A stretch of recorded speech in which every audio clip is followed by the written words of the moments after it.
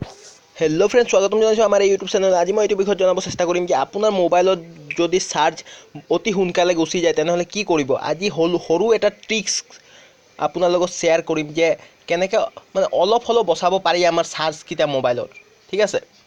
আৰু যদি এতিয়া পৰ্যন্ত আমাৰ চেনেলটো ছাবস্ক্ৰাইব কৰা নাই তেনেহ'লে চেনেলটো কৰি দিব ছাবস্ক্ৰাইব, লগতে বেল আইকন প্ৰেছ।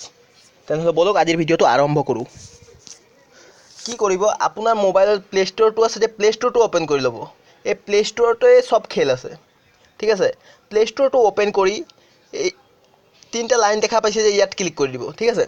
তিনিটা লাইনত ক্লিক কৰি ছেটিংছ অপশ্যনটো অন কৰি ল'ব, ঠিক আছে।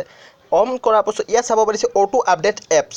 অটো আপডেটছ এপছ ইয়াত ক্লিক কৰি দিব, ঠিক আছে। ইয়াত আছে অভাৰ এনি নেটৱৰ্ক, মোৰ মোবাইলত আছে।